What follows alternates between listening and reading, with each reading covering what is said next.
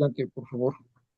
¿Qué tal? Buenas tardes, bienvenidas y bienvenidos todos a este espacio académico del Seminario de Investigación 2026 llamado Voces del Saber. Este es un encuentro para seguir fortaleciendo el diálogo, la reflexión y la construcción colectiva del conocimiento.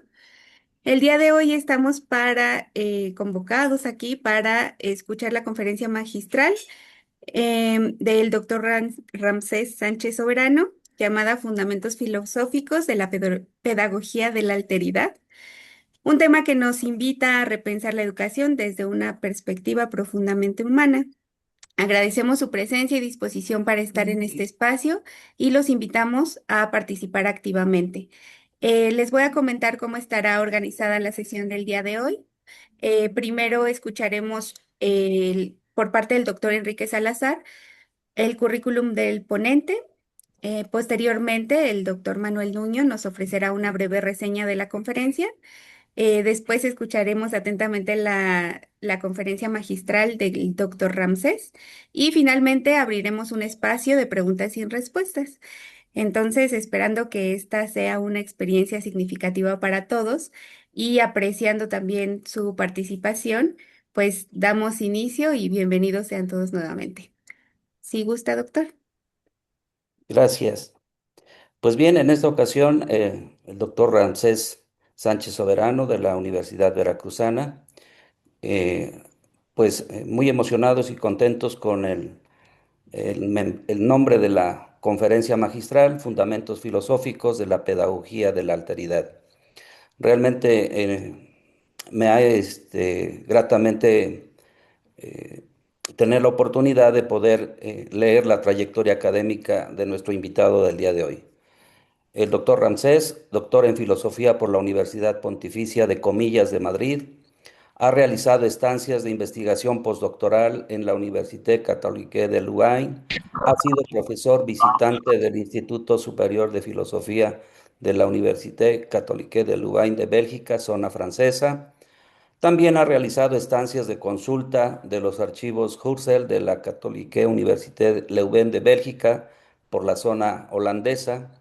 Es traductor del alemán al español de las conferencias de Londres de Edmund Husserl y de la obra de Laurence Puntel, del francés al español de la obra de Claude Roman, Catherine Chalier y Emmanuel Levinas, del italiano al español de la obra de Carla Canullo y del inglés Lo al español escucho. del trabajo de James Hackett. Ha publicado en diversos países como México, Estados Unidos, España, Chile, Colombia y Bélgica. Desde 2014 dirige el seminario Fenomenología de la Educación del Pensamiento, hoy miembro de la organización of the Phenomenological Organizations de Praga. Y ha dictado también cátedra en México, España, República Dominicana, Puerto Rico y Bélgica. También muy merecidas distinciones y membresías. Es actualmente miembro del Sistema Nacional de Investigadores nivel 1 y le han otorgado el Premio Nacional de Investigación de FIMPES 2014 y 2019. Por último, el Premio Internacional Memorial Florencio Segura 2008 y 2010 de España. Bienvenido, doctor Ramsés. Muchísimas gracias, muchísimas gracias. Doy una breve reseña nada más de lo que va a tratar la parte de la conferencia del doctor Rancés. Voy a estar compartiendo el artículo que desarrolló el doctor Rancés en la parte del chat en el transcurso de la conferencia para aquellos que acaban de entrar, entonces en un momento. En el contexto actual, atravesado por el uso problemático de dispositivos móviles y la inmediatez de plataformas digitales que a menudo aíslan a los jóvenes en ecosistemas de hiperindividualismo, la pedagogía de la alteridad adquiere una urgencia vital para reconstruir el tejido ético y afectivo del aula. Su gran importancia radica en que descentra al estudiante de su propia mismidad, exigiéndole reconocer y responsabilizarse por el otro de carne y hueso, un principio que resuena profundamente en los enfoques críticos de coloniales y comunitarios contemporáneos. como los que estructuran la nueva escuela mexicana, al educar no para el dominio instrumental o para el consumo pasivo de información, sino para la hospitalidad radical frente a la vulnerabilidad y la extrañez ajena. Esta perspectiva filosófica se convierte en el antídoto pedagógico necesario contra la fragmentación social, forjando identidades ancladas en una auténtica interdependencia humana.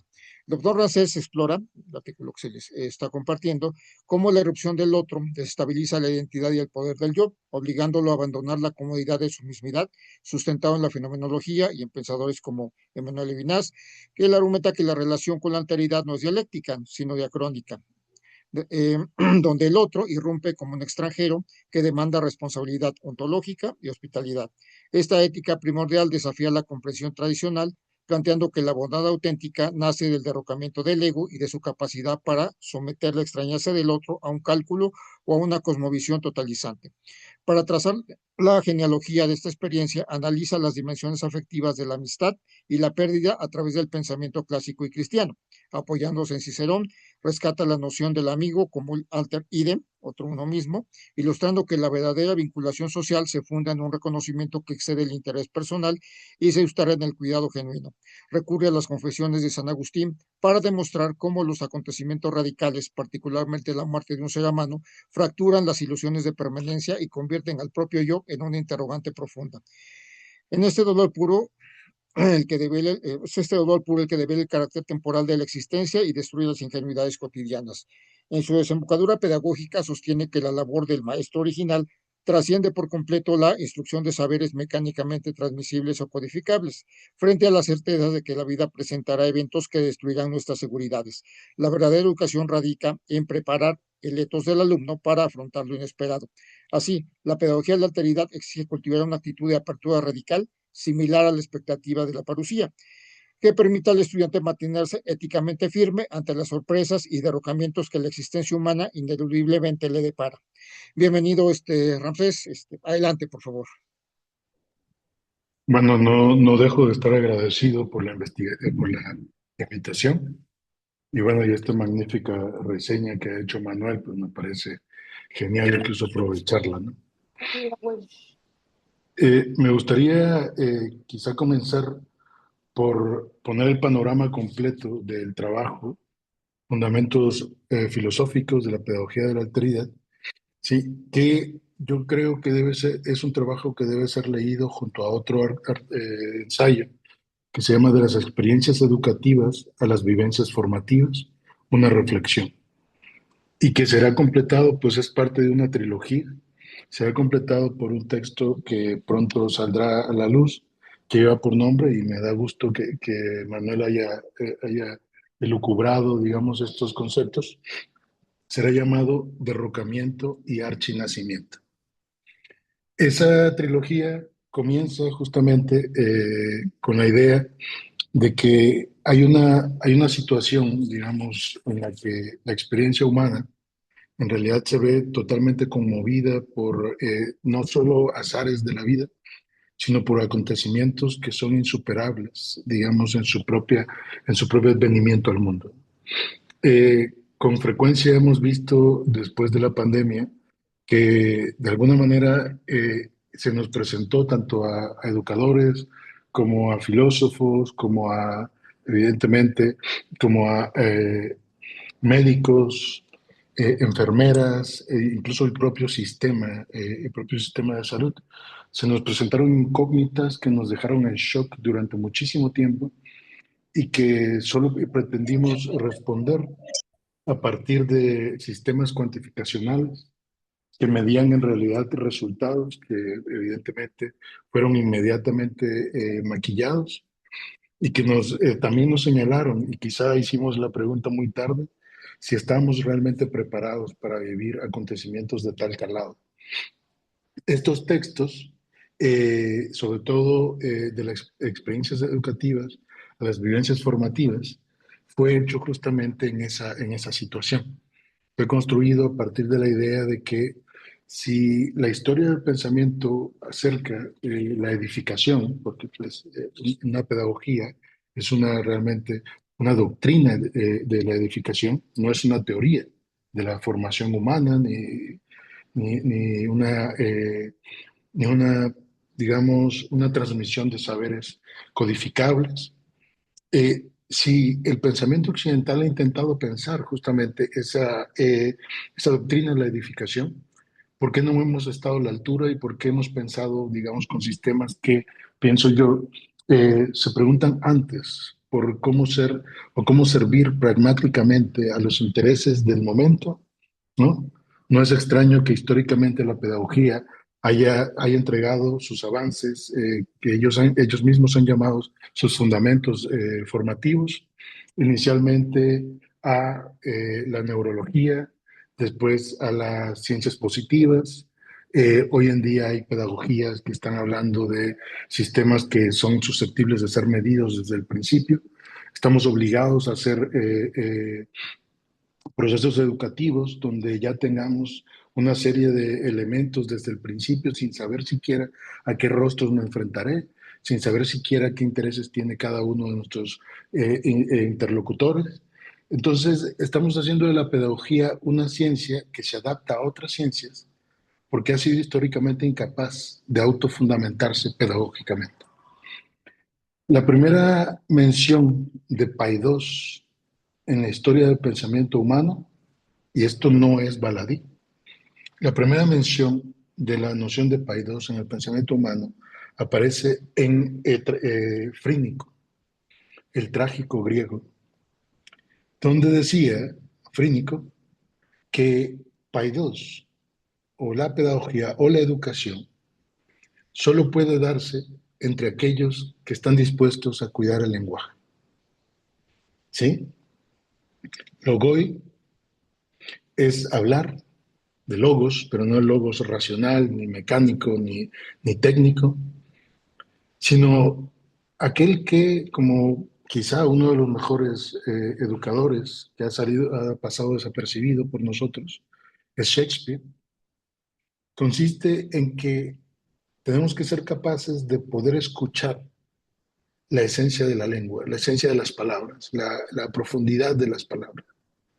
Y esto solo se logra si las respetamos y si respetamos al decir, ¿sí? Si respetamos al decir aquello que es fundamental para entender el fondo de la vida humana o el fondo de la vida misma.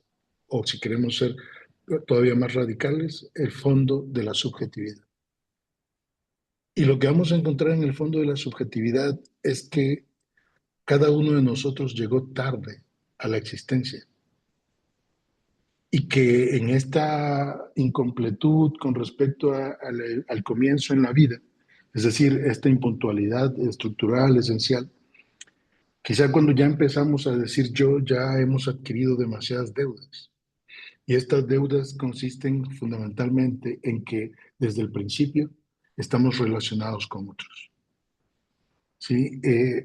Es verdad que muchas preguntas filosóficas se han planteado cuando se dice cómo es posible que un naciente tenga como destino convertirse en un monstruo.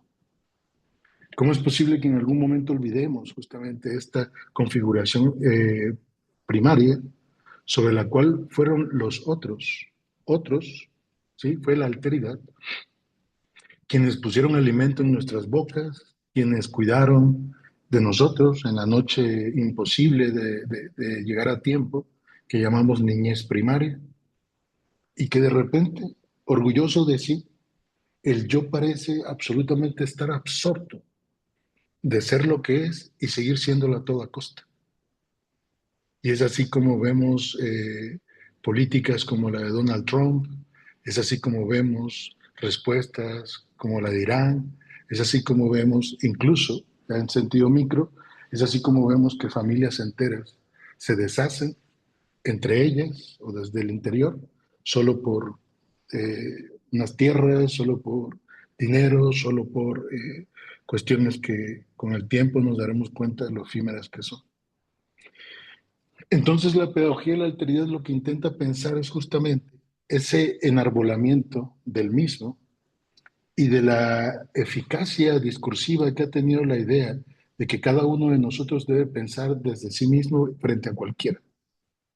Y que hoy cuando estamos desempeñando trabajos que son radicalmente burocráticos, no podemos ver que frente a todas nuestras decisiones dentro de los esquemas institucionales en los que nos encontramos, afectan realmente a otros.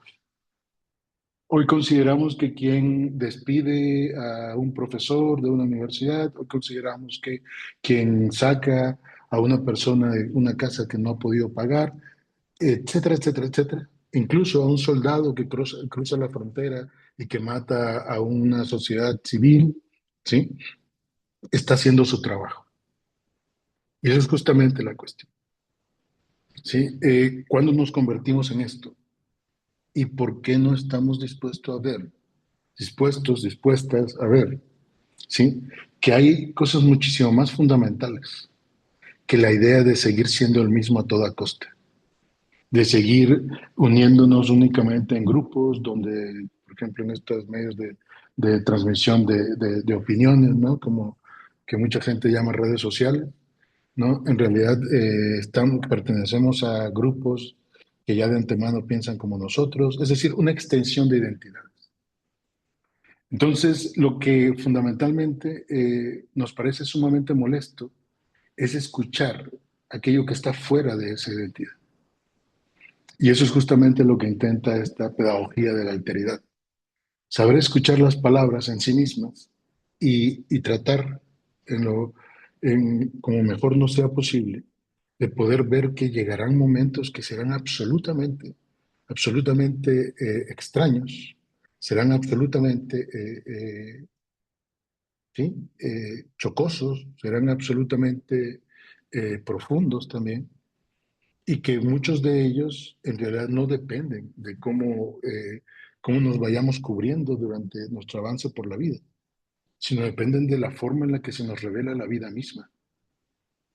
Y desafortunadamente a esas tragedias, Frínico decía, claro, es que lo que tendríamos que ver es esa profundidad de la tragedia. A esas tragedias nadie nos está enseñando, o ni siquiera nos están esbozando que tendrán que venir, ¿sí?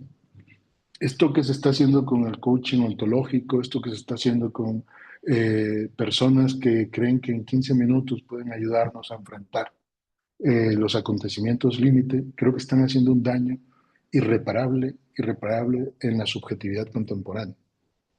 Irreparable porque parecería que no estamos preparados para soportar momentos de pesadumbre radical.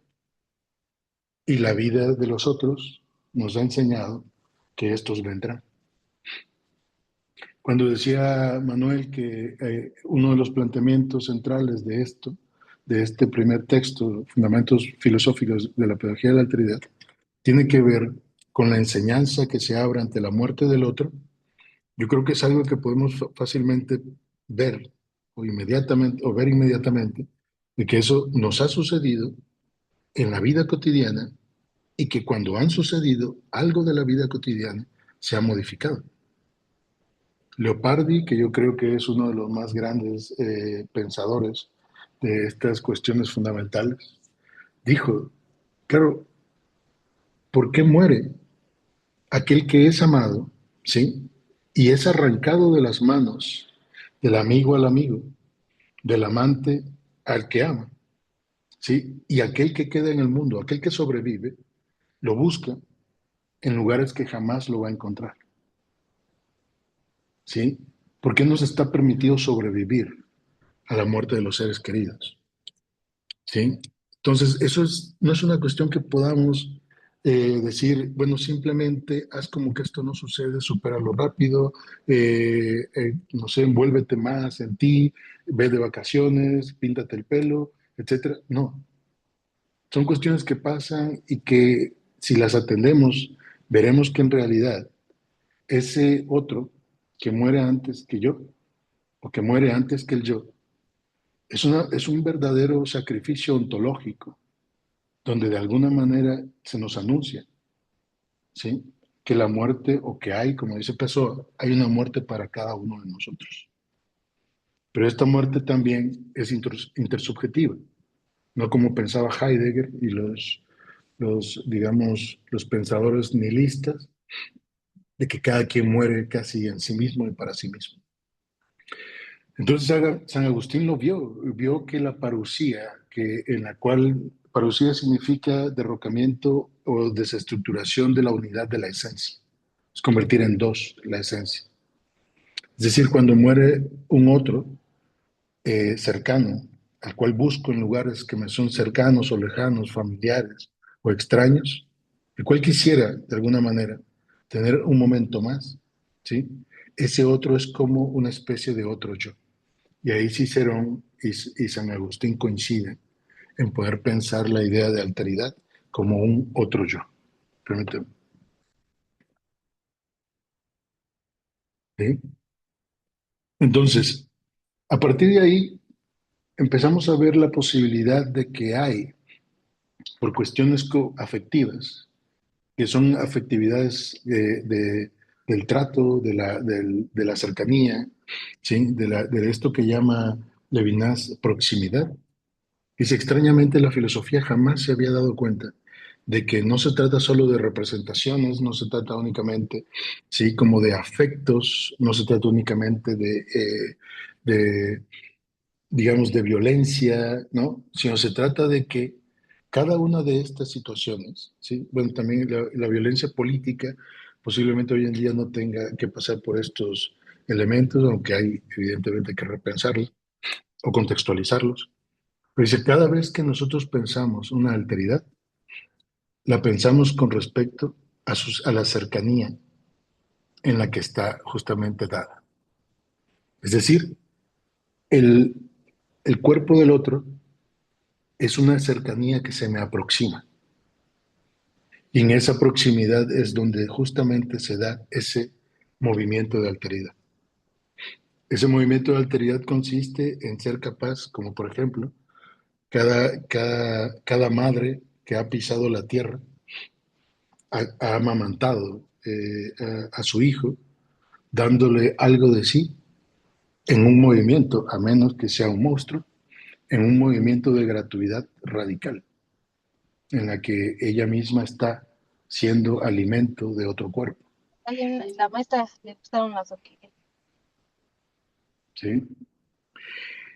Hace un momento hablaba con un camarada africano y me contaba que cuando empiezan a llegar los africanos a Veracruz, ahí antes del mestizaje, digamos como a las negras africanas se les encargaban a los hijos de los, pues, digamos, de los dueños españoles, ¿no? Los dueños de algunos mestizos. No estoy hablando de la primera llegada africana, sino estoy hablando justamente cuando ya estaba el pueblo mestizo también asentado en Veracruz, ¿no? Que las madres mestizas españolas, para conservar, digamos, sus relaciones sociales, sus relaciones interpersonales, daban a sus hijos que estaban en situación de ser amamantados a las madres negras y que las madres negras amamantaron a hijos que no eran suyos.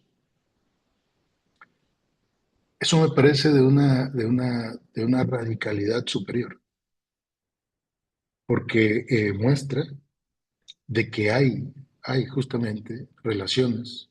Alguien me podría decir, bueno, es que son obligadas, etcétera. Hay muchos testimonios. De hecho, ya me llevo una gran parte de una biblioteca sumamente importante al respecto. Hay muchas situaciones en las que se muestra que no necesariamente es así. La madre biológica no siempre es madre biológica, o hay situaciones de madres biológicas que además de amamantar a sus hijos, amamantan a un hijo de otro. Y es allí donde esto se radicaliza, porque justamente la cuestión de la intersubjetividad lo que está señalando es que la intersubjetividad en sí misma es, de alguna manera, una confrontación a dos, una confrontación o una enseñanza a dos frente a la vida que se resiste a la muerte. Y esas cosas, no sé, cada vez pienso de que solo unas pocas veces y en unos pocos casos se puede encontrar a alguien que sea radicalmente tan familiar a encontrar ese tipo de cosas, pero la mayoría de las veces parecería que esto es una meditación de olor a hombre viejo. Pero fundamentalmente lo que queremos decir con la pedagogía de la alteridad es que podamos ver que hay cosas más fundamentales que nuestro esquemático egoísmo, que hay verdaderamente cosas más profundas que tratar de llevar el mejor vestido, el mejor coche, ir a los mejores restaurantes, etcétera. Porque justamente ahora mismo vengo de un congreso de proletariado y realmente hay cuestiones que se hacen a dos, cuestiones situaciones en las cuales se tiene que compartir el pan, porque si no, esto se convierte realmente en una barbarie. Y parece que estas palabras están cada vez más edificadas en un discurso tecnificante, en el cual verdaderamente lo último que se nos enseña a pensar es la situación concreta de los otros, del trabajador, de la persona de campo, de la persona sin casa, de la persona sin alimentos, ¿sí? De la persona sin trabajo. Bien, se han utilizado, como bien ha dicho Manuel, ¿sí? A pensadores como Cicerón, San Agustín, Platón, Levinas, y se ha intentado hacer un estudio fenomenológico de justamente de lo que pasa cuando hay un acontecimiento de alteridad. Ese acontecimiento de alteridad, creo yo, está absolutamente radicalizado cuando esto que hace en el encuentro, o esto que pasa en el encuentro, no está determinado por un yo que dice al otro tú, ¿sí? Sea por los dos lados, sino cuando en realidad hay puro alteridad y pensamos justamente el encuentro. Si no es molestia, Manuel, ¿podrías poner el esquema que te mandé hace un momento? Sí, voy a compartir. Un segundo.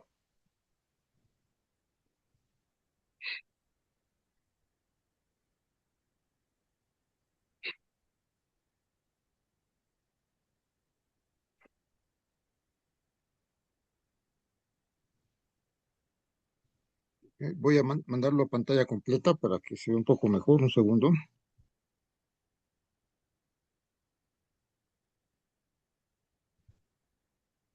A ver, ¿sí se alcanza a ver bien? Sí, Perfecto, adelante. bien. El término formación, ¿sí? Quiere decir, por ejemplo, en griego, quiere decir, o se traduce como, tiene un rasgo, digamos, filológico, del término ritmesin, ¿sí? Que este se desprende del concepto ritmisen, que sería eso que hacemos en la vida cotidiana, ¿sí? El acontecimiento ritmisen que afecta la vida cotidiana y que podemos llamar acontecimiento formador, ya no puede ser comparado con, digamos, las primeras formas de educación, donde, por ejemplo, el Emilio de Rousseau se intentó hacer justamente de una educación desde niño, de situaciones, creo yo, que están planteadas como situaciones abstractas. El acontecimiento formador lo que intenta pensar es un acontecimiento intersubjetivo donde la enseñanza consista en una modificación del lugar en el que nos encontramos en el mundo, del lugar que ocupamos en el mundo y de la responsabilidad que significa ocupar un lugar que pudo ser ocupado por otro. Yo no soy mi hermana mayor, tampoco soy mi hermana menor, pero soy aquel que tiene una responsabilidad con respecto a ocupar ese lugar que ocupa y que no es ni A ni B, sino el lugar que soy yo en el mundo. Ahora bien, ¿es posible que esas cuestiones nos vengan de otro? Es posible que por eso haya sentido cuando se dice, porque también dentro de la herencia, las herencias que hemos tocado aquí, que son, como bien ha dicho Manuel, ¿sí? El pensamiento antiguo, con Platón, ¿sí? Aristóteles, Heráclito, etc.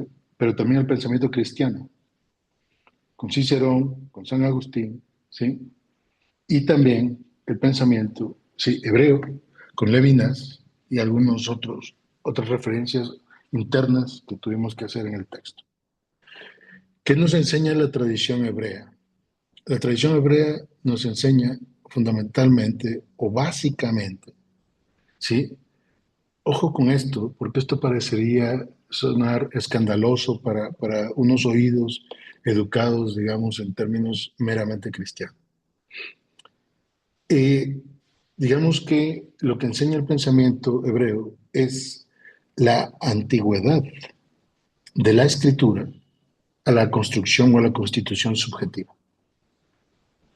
Claro, ustedes me dirán, pero si es el hombre el que escribe, es el ser humano el que escribe, es la mujer el que escribe. El pensamiento hebreo dice que no, que en realidad toda esa escritura ya estaba hecha antes que llegaran los seres humanos y que de lo que se trata es que nosotros podamos descubrir en el libro diferentes maneras de poder leer esa primera verdad que nos revelan las primeras palabras.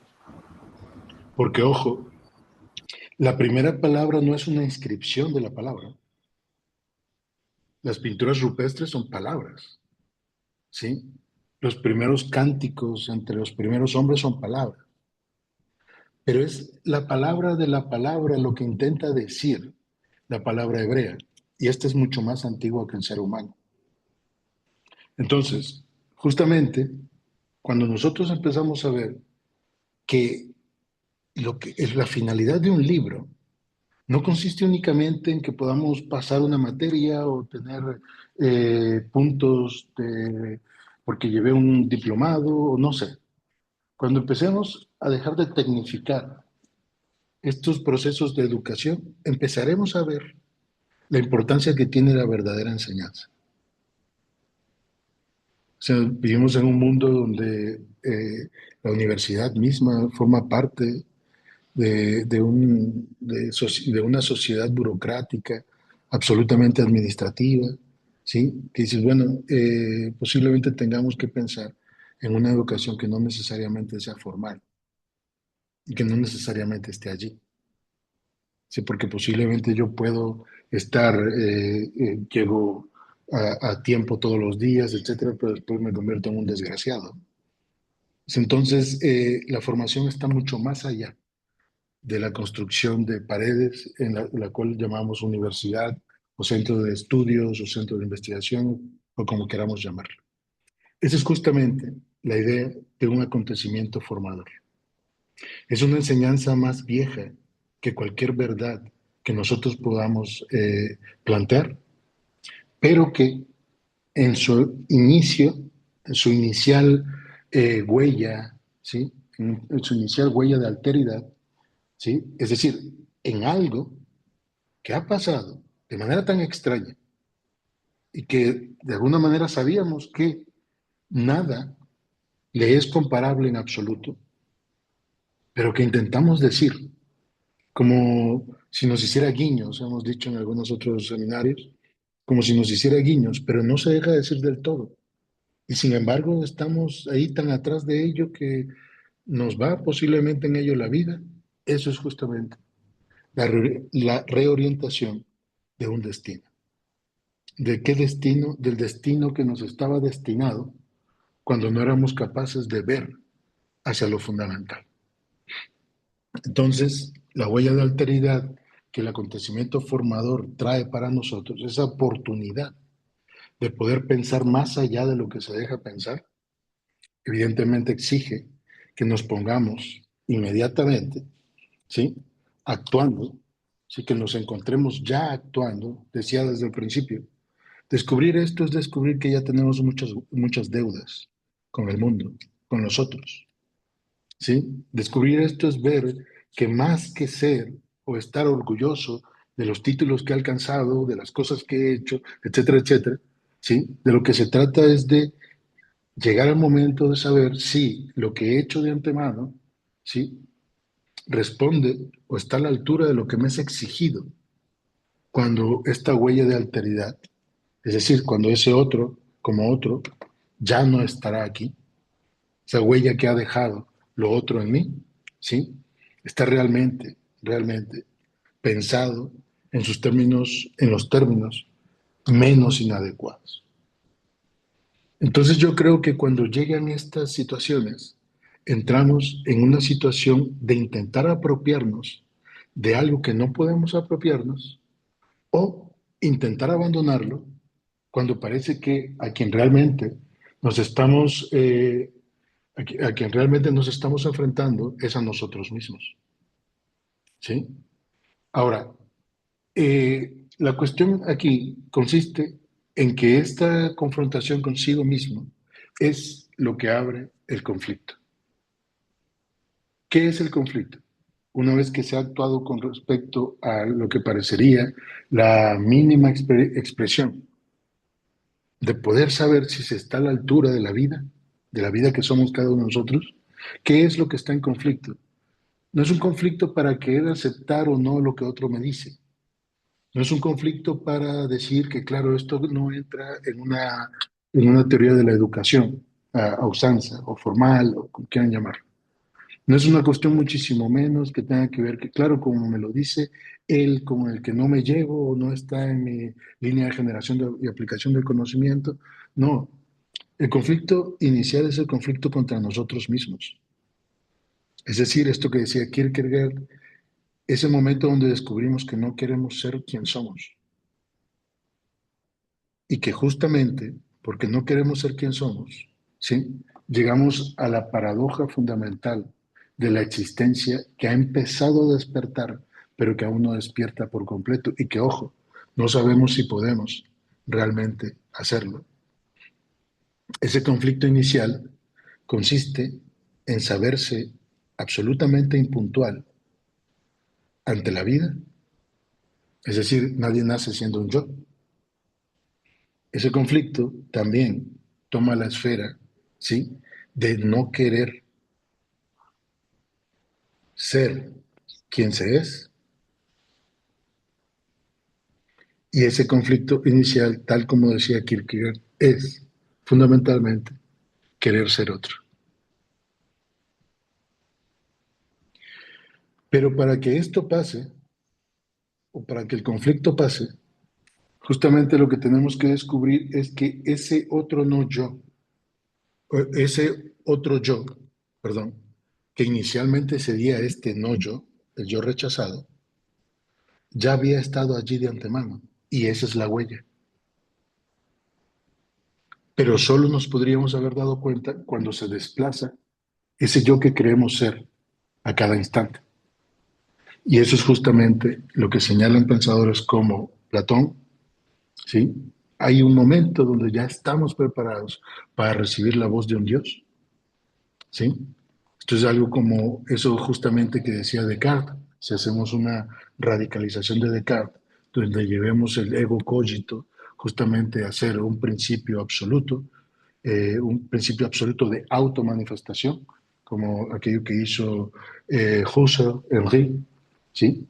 Cuando decimos, claro, es que ya había estado allí, pero no es el yo que es un yo cualquiera, sino es la capacidad de poder acoger al otro en mí.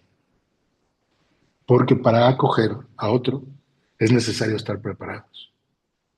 Pues no es una cuestión que meramente suceda en el orden de los argumentos. ¿Sí? No puedo decirle, por decir a alguien, a Adán Manzola, mira Adán, aquí están los principios de la acogida de otro, ¿no? Sí, estamos haciendo, bueno, como esto que hacen los recursos humanos, ¿no? Que bueno, se hace así, se hace de esta manera y tal. Sino, la acogida del otro necesita o pasa por un verdadero derrocamiento de los poderes del yo. Y lo que se descubre en ese acontecimiento formador es si en el momento en el que estamos viviendo esta vida que somos, estamos preparados o no para poner atención a la vida. Y si gustan, con esto termino si quieren tener un diálogo, creo que sería como lo más importante. Eso yo creo que es la enseñanza fundamental de Platón. Esto lo he dicho muchas veces, a quienes ya me hayan escuchado lo siento mucho, pero es que realmente lo pienso así.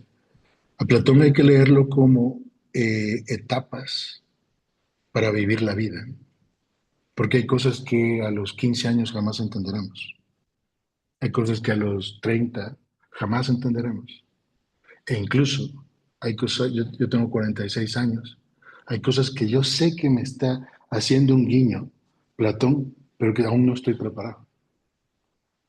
¿Por qué? Porque hay un momento en el que la meditación se convierte en la cura del tiempo.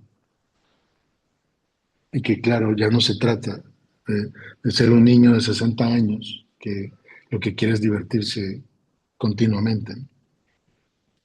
No, de lo que se trata es justamente de escuchar, ¿sí? Para aquello para lo que estemos preparados en cada etapa de la vida.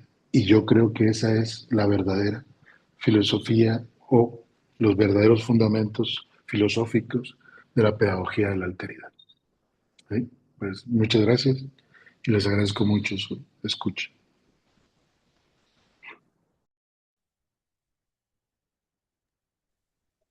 Muchas gracias, doctor. Vamos a pasar a la ronda de preguntas y si alguien gusta, puede levantar la mano, pueden dejar también sus preguntas en el chat.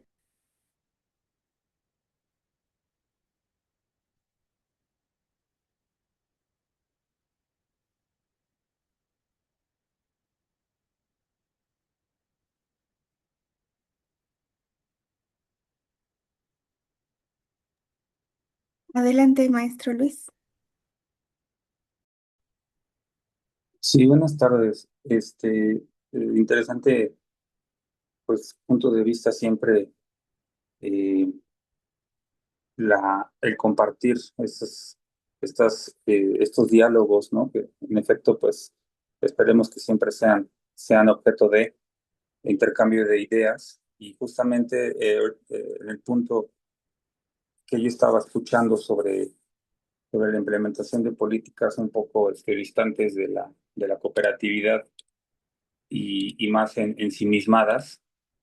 Me salta un término, pues que en mi formación biológica, es el altruismo. Este, Como tal, algunos autores son detractores de la existencia en la naturaleza misma. Hablamos de, pues, en el terreno de lo salvaje, pues, por decirlo así, que como tal no existe ese término, ¿no? Que es una concepción meramente humana, siendo que otros lo desarrollan o lo conciben como la simple existencia de un mecanismo de cooperatividad con por recibir un beneficio, ¿no? Y que por lo tanto no hay pues también apoyan un poco la no existencia de. ¿Será que, por ejemplo, en estas situaciones, también pues habría un matiz biológico, humano en la parte de la no existencia del altruismo y solo es una concepción idealista pues, para la ejecución o para el desarrollo de conductas que pues vayan en detrimento de las masas y el beneficio de solo unos cuantos, también que tendría que ver pues la parte de la alteridad, ¿no? Que al final es el descubrir que pues son roles al final que cumplimos y que posiblemente, como diría Dawkins en su libro El gen egoísta, pues eh, a- solo somos mecanismos guiados por genes, ¿no? Entonces quisiera saber si hay alguna parte que se pueda ajustar a esta idea que tuve sobre este pensamiento que nos comparte, doctor. Yo creo que la idea fundamental de pensadores como Platón y Kierkegaard, Levinas, Husserl, es que debemos ser capaces de pensar que no todo lo que es posible codificar tiene, digamos, tiene peso de existencia. ¿Sí? ¿Qué quiero decir con esto? No se trata únicamente de decir, claro, solo existe aquello que podamos comprobar y que podamos alienar, podríamos decir, en conceptos o en cuestiones que tengan que ver justamente con codificaciones, en este caso biológicas, ¿no? Fíjate que, Luis, alguna vez leyendo a un autor que no tiene nada que ver con esto, alguna vez decía que, dice, cada perspectiva es desde suyo, y cada perspectiva lo sabe, ¿sí? Es decir, cada ciencia particular, etcétera, sabe que es una posibilidad en el plano, ¿sí? El plano sería, digamos, como la totalidad de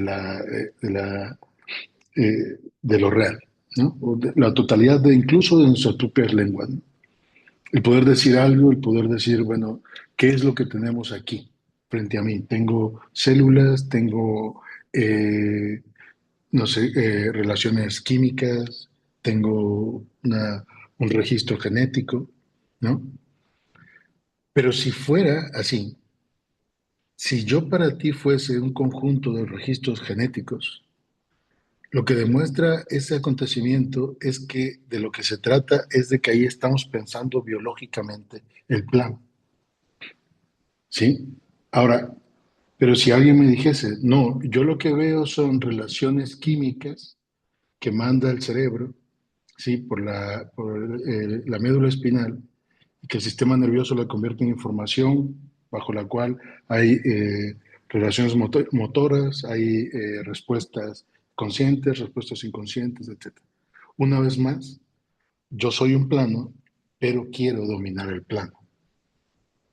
Y la cuestión fundamental es que la idea no se trata de que haya una ciencia que funde todas las ciencias, sino que seamos capaces de pensar que hay algo que no es posible pensar y que no necesariamente tiene que ser o tiene que acabar siendo una tesis teológica, ¿sí? Sino el hecho mismo de que es posible señalar el más allá o lo otro que el ser, en términos de justamente vivir en relación a ese otro como otro, esa alteridad radical, es justamente lo que intentamos plantear. El hecho mismo de que, ¿por qué cuando planteamos una situación de, digamos, alguien me dijo hace poco, alguien puede responder realmente si tiene sentido ser tantos en el mundo, tantas personas? Y sí, porque un ecologista nos dirá, bueno, si fuéramos menos quizás no estaríamos tan mal, ¿no? Bien, ahora, ¿quién nos podría decir, sí, quiénes son quienes deberían irse? ¿Sí? Entonces tenemos problemas aquí que no necesariamente se resuelven a partir de esa parte del plano, o quizá incluso ni siquiera con el plano entero. En el último Husserl, ¿sí? Hablaba de que cuando las ciencias confrontan una crisis, ¿sí? No lo hacen suficientemente, con suficiente fuerza, porque en realidad quienes intentan responder a la crisis jamás han vivido una crisis. Simplemente, en el caso de nuestros políticos, nos cambiamos de partido. Simplemente, en el caso de nuestros intelectuales, nos cambiamos de sede, ¿no? Pero las crisis no son vividas como crisis, sino como objetos de representación. Y si ya tenemos un objeto de representación, de alguna manera tenemos ya una respuesta, antes incluso de haber vivido la crisis. Entonces, yo no estoy diciendo que estemos mal, yo estoy diciendo que seamos un poco menos imprudentes en el sentido que queremos acabarlo todo, abarcarlo y pensar que el conocimiento que nos ha sido dado tiene que ser Es como cuando entre dos amigos hablan y se dicen, bueno, yo como abogado te digo que tal cosa, y el otro responde, sí, pero yo como antropólogo te digo que tal cosa, y dice, amigos, ustedes no son amigos, ¿no? Porque un amigo, un verdadero amigo, o sea, Cicerón, es otro yo. Y hablar ante la familia, en la fiesta de Navidad, etcétera, como el científico que soy, no es estar con la familia, ¿sí? Es estar utilizando conceptos sobre los cuales ya hay una especie de educación científica que corresponde a una ciencia, eh, corresponde a una ciencia particular.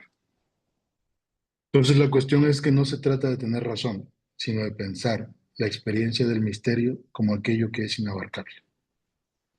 Y si me preguntan, bueno, ¿el misterio existe? Simplemente podríamos pensar, claro, la cuestión fundamental del misterio de la alteridad consiste en que nadie puede saber, y este es el lugar más común de todo esto, a ciencia cierta, cuál es el sentido de estar aquí. ¿Sí? Blanca, Flor, por favor. Blanca, por favor.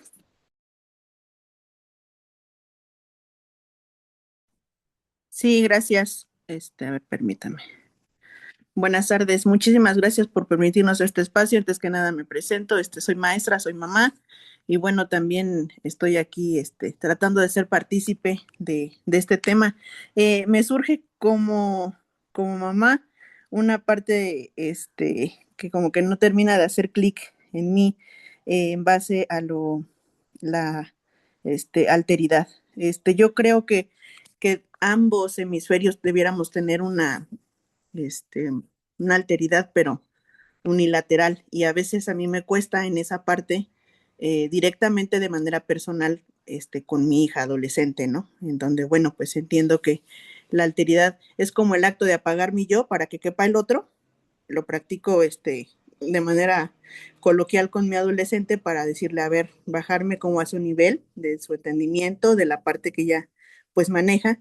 Sin embargo, me pasa mucho con mis alumnos también, la parte de decir, ok, yo les doy esa parte de alteridad, pero ellos no me la regresan porque pues obviamente neurológicamente, biológicamente, químicamente, pues simplemente pues todavía no llegan a esa parte, ¿no? Entonces, mi pregunta es, ¿cómo se sostiene una relación así, alteritaria, unilateral, pero sin perder esa parte de la autoridad? O sea, entiendo esa parte de manejarlo desde la parte como externa, pero cuando ya te bajaste, cuando tú ya estás al nivel del alumno, tienes que tener esa capacidad de seguir siendo fuerte, pero al mismo tiempo no perder el respeto hacia su propio yo. Entonces, ¿cómo se puede combinar? Le agradezco mucho. Gracias a ti. Te pediría si puedo, porque me gustaría dialogar contigo, ¿no? Si pudieras dejar abierto el micrófono para no se trata de hacer como una Ok, intervención muy larga, ¿no?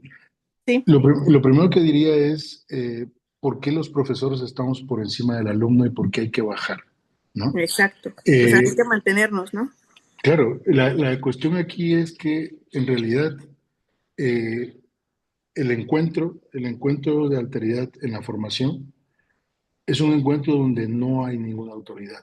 ¿Por qué? Porque también el que funge ónticamente como profesor, si no ha sido capaz de escuchar la enseñanza del alumno, no es un profesor. Exacto. Es un formador, ahora los pedagogos nos han dado bastantes herramientas para tecnificar la educación. Por ejemplo, dicen, bueno, ahora eres un facilitador, ¿no? Entonces, claro, dices, sí, claro, si yo me acepto, yo me cosifico como aquel que simplemente Aporte. facilita, pues en realidad no te sorprenda que los alumnos piensen que, así como cualquier otro facilitador, que hay miles, ¿no? Que solo proporcionan información, ¿no? Digamos, la alteridad de Blanca se ha visto opacada por su asunción de que es un facilitador. Entonces, antes de entrar al aula ya nos hemos cosificado como aquello que el propio sistema Sí, como ha si tú cosificado. mismo ya te pusieras una etiqueta, ¿no? A ti mismo. Exactamente, Ujú. exactamente. Entonces la cuestión es, claro, cada vez es una oportunidad para poder pensar que el encuentro entre dos alteridades es un encuentro diacrónico, no porque Blanca sea más grande que sus alumnos, sino Exacto. porque el tiempo interno de cada yo es absolutamente distante del otro. Ok, sí, ¿Sí? bastante. Ahora, cuando el encuentro está mediado por las reglas de la institución, yo creo que no hay este encuentro de alteridades, Ujú. ¿no? Hay autoridades que fungen de cierta Sí, el manera. mismo sistema te bloquea, ¿no? No te permite Exactamente, esa parte. exactamente.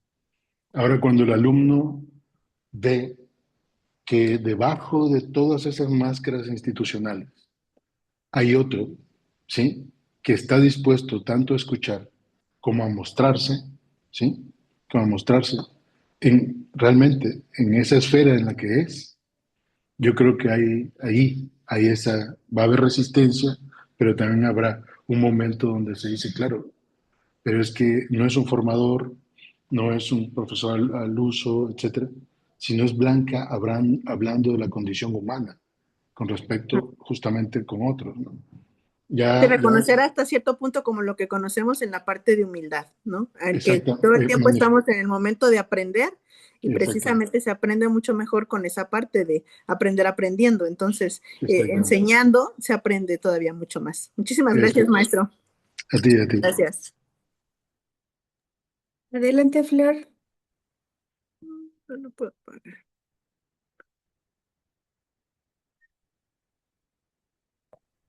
Hola, hola, buenas tardes a todos.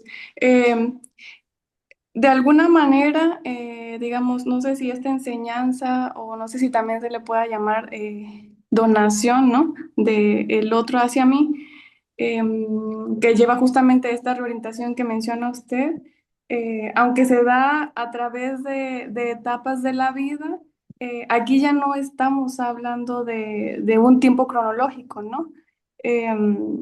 Y además pienso, esta enseñanza o esta donación, evidentemente, si lo entendí así, pues tal parece que no depende de mí, ¿no? No viene de mí, sino que, es decir, yo no selecciono la enseñanza que me va a dar el otro, ¿no? Sino es algo que de alguna manera se me impone, ¿no? Porque es justamente el otro el que me lleva o me, por así decirlo, no sé, me jala hacia digamos, ese momento, ¿no? Entonces, nada más son estas dos cuestiones, doctor. Buenas tardes. Sí, no. Bien, sí, la donación, o sea, la donación, por ejemplo, la que habla Levinas, la que habla un Michel Henry, no es una donación tética, ¿no? En el sentido de que, bueno, vamos a explicar la donación fenomenológica para poder tener más claridad, sino la donación es el encuentro mismo, donde sin saberlo, bueno, también recuperando lo que decía Blanca hace un momento, un alumno que llega a clase es alguien que está comprometiendo su tiempo existencial a una institución. Ese tiempo de la secundaria jamás volverá, de la preparatoria, de la universidad, etcétera, etcétera. Sí, y eso con frecuencia pensamos que solo soportamos pasar el tiempo. La donación es una reorientación porque allí, y esto desafortunadamente el tercer artículo todavía no ha sido publicado, ya está en proceso de edición, pero esto es justamente la idea del tercer artículo. La orientación consiste en que gracias a que esta donación previa se ha dado radicalmente, ¿sí? Un tiempo que no estaba pensado para ser un tiempo del que yo me hago cargo comienza, señalando de que esta reorientación en realidad es yo lo llamo archinacimiento.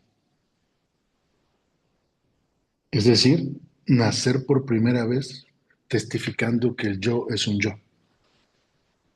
Y claro, una vez que el archinacimiento dice que en el previo nacimiento, decía Blanca que es madre, claro, así como ella es madre, también ha sido hija. Y así como ella ha sido hija, la abuela también lo ha sido, etcétera.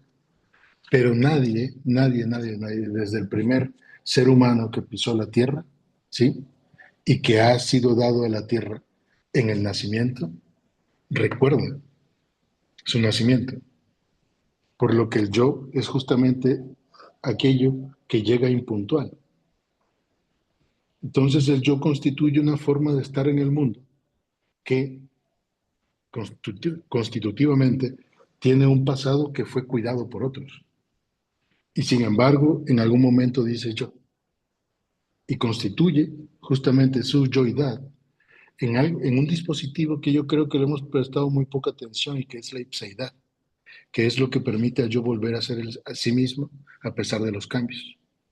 Ahora bien, el archinacimiento es esa ruptura con el yo, que viene justamente de una donación, de una alteridad absolutamente inasumible, que señala que hay límites en ese yo y que preparan la venida de esta huella que es la huella de alteridad, que, ojo, esto qué bueno que lo hayas dicho, esa huella de alteridad solo puede revelarse como, ¿sí?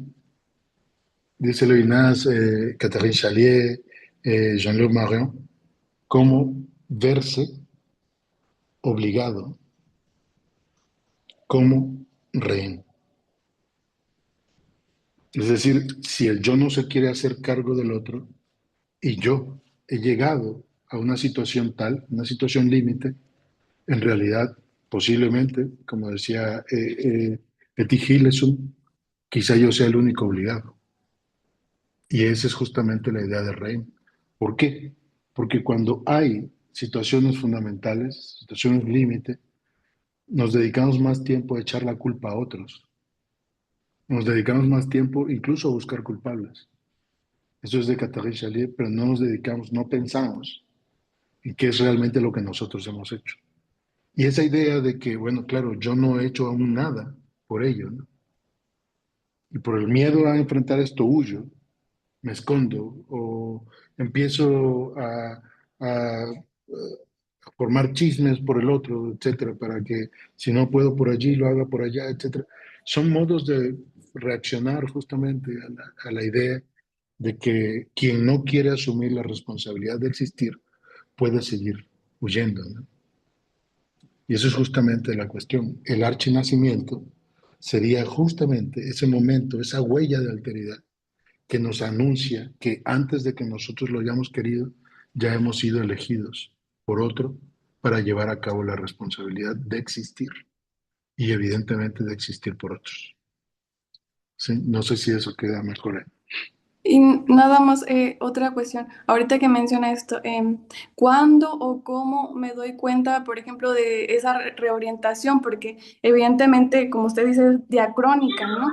Y pues también no pienso, no, esta enseñanza no solamente se da en las aulas, ¿no? Sino que hay personas que justamente son, se han convertido en nuestros maestros, ¿no? Que no necesariamente se encuentran en estas aulas, ¿no?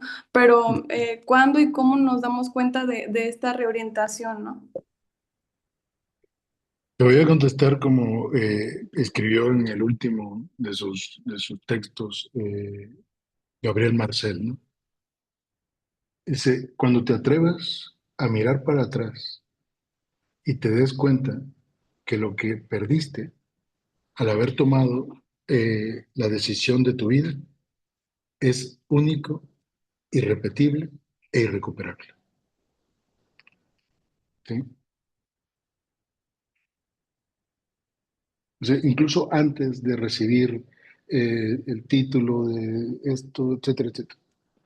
Dice, has tomado una decisión en tu vida en la que has perdido algo que jamás recuperarás.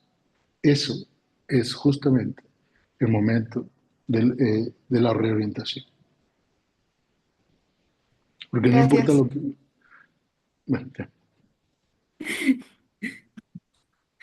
Muchas gracias. Hay una pregunta antes de la participación de Xiaomi, que no sé quién es. Dice Óscar Alejandro Morales González.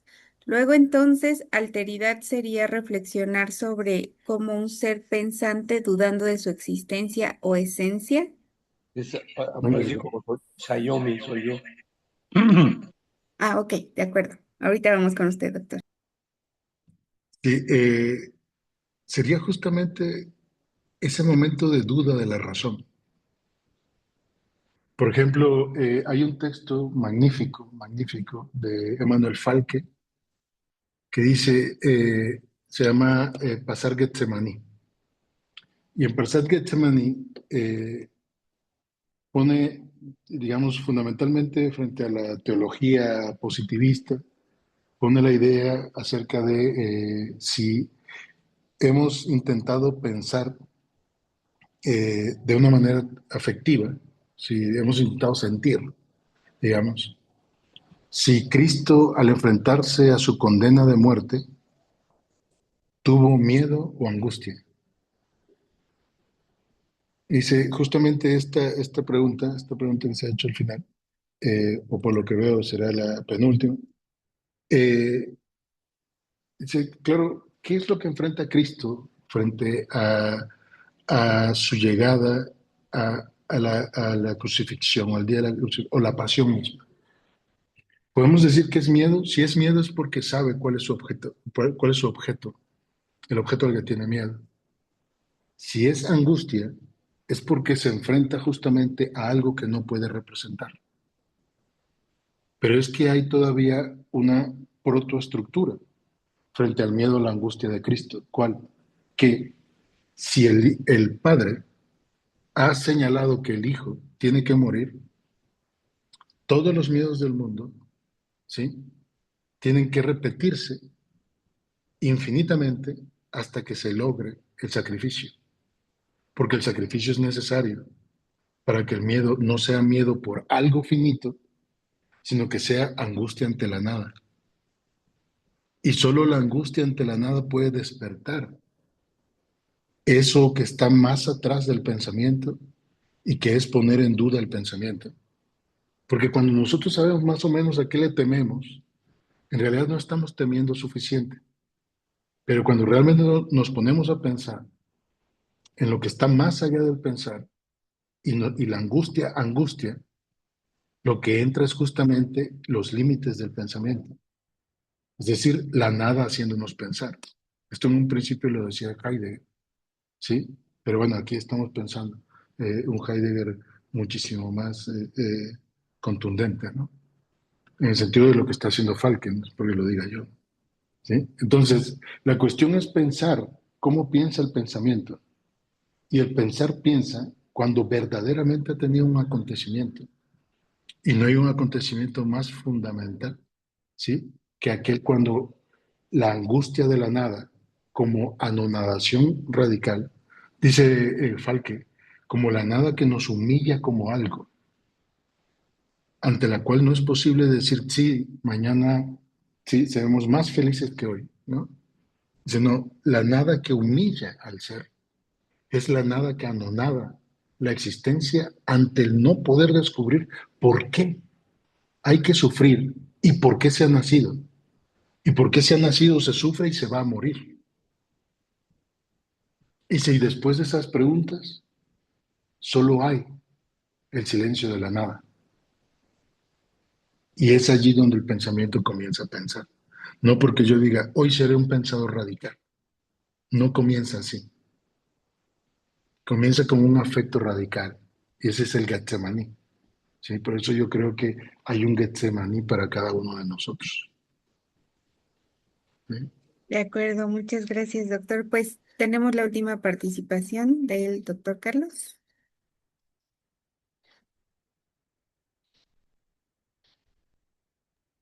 Eh, yo quiero preguntarme algo y que me ha surgido con todo este diálogo que tiene con nosotros, y es que hay que tomar en cuenta el egoísmo de como seres humanos. Nosotros los seres humanos somos entes sociales, en los cuales abstraernos para ser un yo exclusivamente y tratar de que esa mente llegue hacia una nada, como lo acaba usted de mencionar, sería muy difícil porque estamos atados a varias cosas que en un momento dado no podemos desprendernos de ellas, y sería la vivencia con los demás seres humanos. Y otra de las cosas, pues el yo, el hecho de que sea mío digo, el hecho de que sea yo es mío y de nadie más.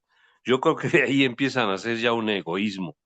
Y como somos entes sociales y ser egoístas dentro de una sociedad, pues en un momento dado no sería una abstracción positiva para un ser humano. No sé, creo que tengo ahí una confusión, doctor. Muchísimas gracias, doctor. Le agradezco mucho su tiempo, ¿no? Y su pregunta. Eh, en efecto, parecería que el ego, del nacimiento filológico como la fuente del egoísmo, señala que el yo se abstrae del mundo, ¿sí? Para poder de alguna manera identificarse consigo mismo, ¿no? Por eso yo he intentado comenzar a partir de la idea de que en realidad nadie nace siendo un yo, porque ahí tenemos un espacio de reflexión donde no podemos decir que el nacimiento sea un acontecimiento en el cual nosotros llegamos puntuales a la vida, ¿sí? Nadie está, digamos, si nuestros padres no se hubiesen hecho cargo de nosotros, nuestros tutores o el ambiente donde nos encontramos, no hubiese sido de alguna manera protector o propicio, seguramente muchos de nosotros no estaríamos aquí. Porque repito, nadie nace siendo un yo. Nos damos cuenta más tarde. Pienso, pienso que podría ser cuando empezamos a guardar secretos, cuando empezamos como a separarnos por medio del goce, ¿no? En el que ya no solo se nos alimenta, ¿sí?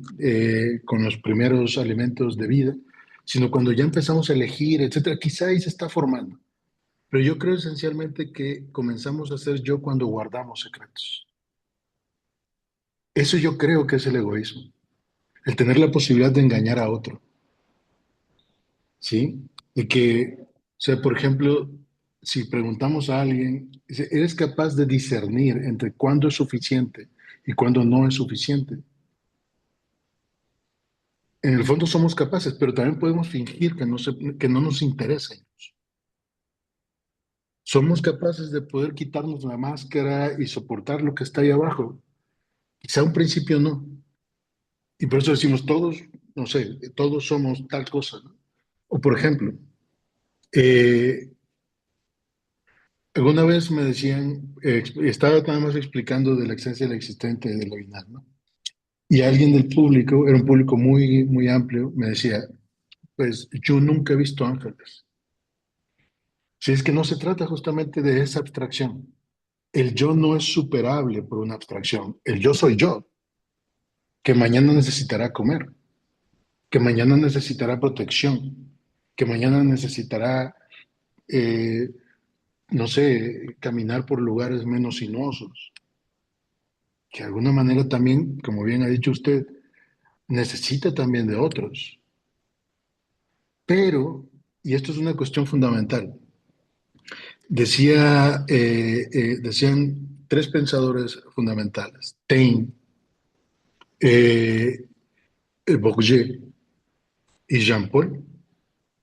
Dice, ante la caída del liberalismo político, se veo venir a un ser orgulloso de sí mismo, con nervios, digamos, como no muy sustentables, con poco sustento, con miedos inexplicables y con un orgullo absolutamente gigantesco. Dice, y ese es el sujeto, ¿sí? El monstruo del siglo XX. Sí, así es. ¿Sí? Que dice, claro, a veces nos pasamos atendiendo tanto nuestras propias afectos que empezamos a homogeneizar el hecho de que, no sé, he perdido el amor de mi vida. Dice, sí, yo también he perdido la materia y no me pude inscribir, ¿no? Entonces yo creo que, lo decía la maestra Blanca, de alguna manera lo decía Flor, ahora usted, hay un momento de arraigo al yo, que el egoísmo mismo, por tener miedo a la alteridad, nos hace pensar que habría que permanecer ahí a toda costa, porque no fuimos enseñados de que nos guardemos o no, vamos a sufrir. porque el sufrimiento es real, pertenece al existir. Y eso es justamente, sí, eso es justamente lo que hace el conflicto. ¿Sí? Muy bien, le agradezco su atención, gracias. Muchísimas gracias, doctor. Hasta luego. Muchas gracias. Comparto,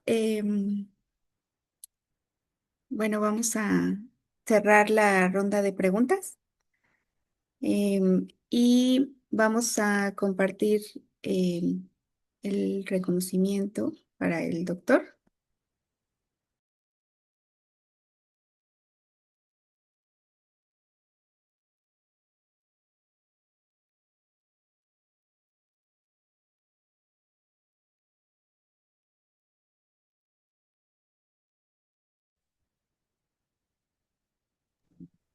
Muy bonito, muchas gracias. Doy lectura, doctor. Voces del Saber, Seminario de Investigación 2026, otorga el presente reconocimiento al doctor Ramsés Leonardo Sánchez Soberano por su participación con la conferencia magistral Fundamentos Filosóficos de la Pedagogía de la Alteridad en el Seminario de Investigación 2026. Heroica Puebla de Zaragoza, a 17 de abril de 2026, firman el vicerrector doctor Jorge Ortega Cardoso y el doctor Enrique Salazar Rodríguez, director académico de la institución. Muchas gracias, doctor, nuevamente. Muchísimas gracias a todos y a todas. Les agradezco su tiempo, evidentemente la invitación. Bueno, yo soy el que queda agradecido. Muchas gracias. Y muchísimas gracias, Ramsés. A ti, hombre. Ya sabes que ahí estamos. Muy amable, Muchas muy gentil, gracias. doctor, por esa humildad con la que nos ha compartido Muchísimas conceptos gracias. muy profundos y ojalá y lo podamos tener en algún otro momento. Yo quedo a su disposición sin ningún problema. Pues Muchísimas gracias. muy buenas tardes a todas, a todos y quedamos invitados para nuestro siguiente evento. Ayúdenos, por favor, a abrir sus cámaras para tomar la foto del recuerdo para la memoria de este seminario. Igualmente hemos dejado en el chat el enlace para el registro de asistencia. Por favor, si alguien todavía no lo ha hecho, les agradeceríamos mucho que entraran a registrarse.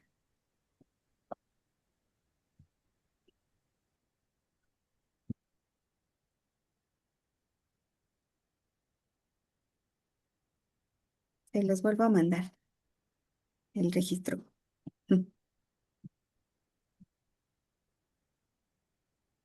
Ay, perdón. Denme un segundo porque... Listo, gracias. Denme un segundo con sus camaritas.